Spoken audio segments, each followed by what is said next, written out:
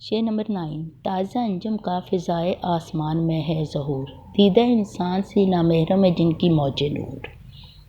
انجم ستارہ، ظہور ظاہر ہونا، دیدہ انسان انسانی آنکھ، موج نور روشنی کی لہر، نامحرم ناواقف۔ اقبال کی شاعری نے مسلمانوں کو آزادی کے لیے بیدار کیا اور جہاد کی طرف راغب کیا۔ علامہ اقبال فاطمہ بنت عبداللہ کی بلندی اور عروج کو بیان کرتے ہوئے کہتے ہیں کہ اب فاطمہ کی قربانی سے قوم کی ترقی اور کامیابی کی ابتدا ہو گئی ہے۔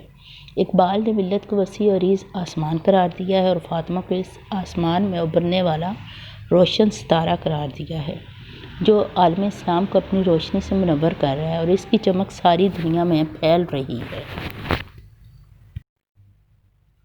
لیکن ابھی کچھ لوگ ایسے ہیں جو نابینا ہیں، جن کی آنکھ دیکھ نہیں سکتی، وہ اپنے مسائل سے نبرد آزما ہیں۔ ابھی فاطمہ جیسے بہت سے ستاروں کا انتظار ہے اور پھر ہر آنکھ ان جلوہ گر ستاروں کی روشنی سے فیض یاب ہوگی۔ اس ٹھنڈی روشنی کو ہر آنکھ محسوس کرے گی، نئی سوچ اور نئی فکر پیدا ہوگی اور مسلمان اپنا کھویا ہوا مقام حاصل کر لیں گے، وہ مقام جو عہد رفتہ کے مسلمانوں نے حاصل کیا۔ طارق بن زیاد نے واپسی کے راستے ختم کر دیے تاکہ ایک ہی مقصد ان کے پیش نظر رہے، دین اسلام کی سرفرازی۔ محمد بن قاسم نے سندھ فتح کر کے ثابت کر دیا کہ مسلمان پہاڑوں سے ٹکرانے کا حوصلہ رکھتے ہیں۔ اسی طرح خلفائے راشدین نے اسلام کو عروج پر پہنچایا اور مسلمانوں نے بہت ترقی کی۔ دلیل صبح روشن ہے تاروں کی تنک تابی، افق سے آفتاب ابھرا گیا دوریں گراں خوابی۔ فاطمہ نے ان تمام شخصیات کی پیروی کی اور اپنی جان کی پرواہ نہ کی اور آج کا مسلمان بیدار ہو چکا ہے۔ وہ لوگ جو آنکھ رکھنے کے باوجود نابینا تھے، فاطمہ نے اپنی شہادت سے ان کی آنکھیں کھول دی ہیں۔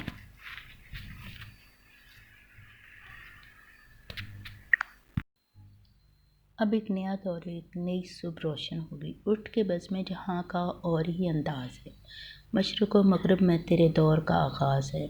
یہ تھی شعر نمبر 9 کی تشریح۔ اب شعر نمبر 10۔ جن کی تابانی میں انداز کہن بھی ہے، نو بھی ہے اور تیرے کوکب تقدیر کا پرتو بھی ہے۔ تابانی چمک کو کہتے ہیں، کہن پرانا، کوکب روشن، نو نیا، پرتو عکس۔ اقبال خودی اور آزادی کا جذبہ بیدار کرتے ہوئے کہتے ہیں کہ فاطمہ تو اسلام کی قسمت چمکانے والا ستارہ ہے جس کی روشنی مسلمانوں کو عہد رفتہ کی یاد دلا رہی ہے۔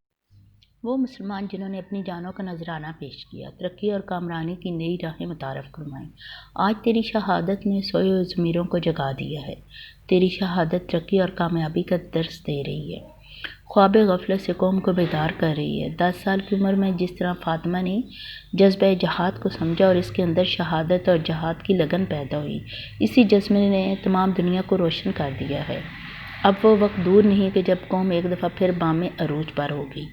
تیری شہادت نے ایک ایسی امید پیدا کی ہے جس کی پیروی کرتے ہوئے مسلمان اپنا کھویا ہوا مقام حاصل کر لیں گے۔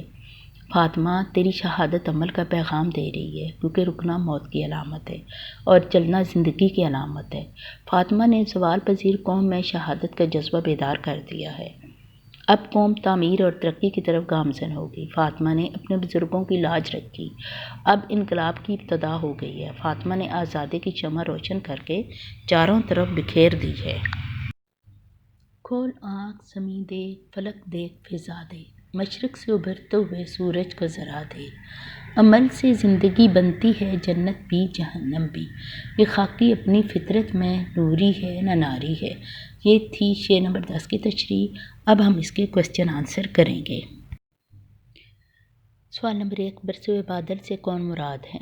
جواب، برسے ہوئے بادل سے مراد عہد رفتہ کے مسلمان اور فاطمہ بنت عبداللہ ہے جس کی شہادت نے امید کا پیغام دیا۔ جس طرح بجلی چمک کر نظروں کو خیرہ کرتی ہے اور برسے ہوئے بادل میں وہی بجلیاں خوابیدہ ہیں جو مسلم امت کو تعمیر کی طرف راغب کر رہی ہیں۔ سوال نمبر 2، شاعر نے نظم کے پہلے شعر میں مرحومہ کو کیسے خراج تحسین پیش کیا ہے؟ اقبال نے فاطمہ کو پہلے شعر میں ان الفاظ میں خراج تحسین پیش کیا ہے کہ فاطمہ تو امت مسلمہ کی آبرو ہے، تیرے وجود کا ذرا ذرا پاکیزہ اور معصوم ہے، تو نے اپنی جان قربان کر کے امت کے وقار میں اضافہ کیا۔ سوال نمبر 3، فاطمہ کو راکھ میں دبی ہوئی چنگاری کیوں کہا ہے؟ علامہ اقبال نے فاطمہ کو راکھ میں دبی ہوئی چنگاری اس لیے کہا ہے کہ فاطمہ نے خوابیدہ قوم کو جگایا، ان میں آزادی کی تڑپ پیدا کی۔ جس طرح راکھ میں دبی ہوئی چنگاری دوبارہ آگ جلانے کا سبب بن جاتی ہے، اسی طرح فاطمہ کی شہادت نے تعمیر و ترقی اور کامرانی کی طرف مائل کیا۔ سوال نمبر 4، نظم میں تازہ انجم کے ظہور کا مفہوم واضح کریں۔ اقبال نے نظم میں تازہ انجم کے ظہور کو اس طرح سے واضح کیا ہے کہ امت مسلمہ وسیع و عریض آسمان ہے، اور ایسے لوگ جو جذبہ جہاد سے سرشار ہوتے ہیں وہ تازہ انجم کہلائے جانے کے قابل ہوتے ہیں، کیونکہ امت مسلمہ آسمان پر ستاروں کی طرح ابھر رہی ہے، اور فاطمہ بھی انہی ستاروں میں شامل ہے جس نے امید سحر کا پیغام دیا۔ سوال نمبر 5، آنکھ کی شبنم افشانی سے کیا مراد ہے؟ آنکھ کی شبنم افشانی سے مراد خوشی کے آنسو ہیں۔ فاطمہ کی شہادت ایک طرف خوشی کا باعث ہے کہ جس نے قوم کا سر فخر سے بلند کر دیا، اور دوسری طرف اس کی جدائی غم کا باعث ہے کہ مسلم امت فاطمہ جیسی مجاہدہ سے محروم ہو گئی۔ دیدہ انسان سے شاعر کی کیا مراد ہے؟ جواب، دیدہ انسان سے مراد یہ ہے کہ انسان دیکھنے کے باوجود دیکھنے کی اہلیت نہیں رکھتا، یعنی انسانی سوچ، عقل اور فکر آج کے انسان میں موجود نہیں۔ وہ اپنے مسائل میں گھرا ہوا ہے اور انسانیت کی خدمت کے لیے اس کے پاس وقت نہیں۔ پھر کچھ الفاظ ہیں جن کا مفہوم ایگزامس میں آتا ہے: مشت خاک، مٹھی بھر مٹی، انسان مٹی سے بنا ہے اور اسے مٹی میں مل جانا ہے۔ بے تیغ و سپر، بغیر کسی تلوار اور ڈھال کے جب کوئی مجاہد بغیر کسی ہتھیار کے جہاد کرتا ہے، یعنی اپنی حفاظت سے بے خبر ہو کر۔ شبنم افشاں، خوشی کے آنسو، اوس کا زیادہ گرنا یعنی بہت زیادہ رونا۔ نغمہ عشرت، خوشی کا گیت، عام طور پر خوشی کے موقع پر گیت گائے جاتے ہیں۔ نالہ ماتم، رونا پیٹنا، انسان غم کے موقع پر روتا اور چلاتا ہے۔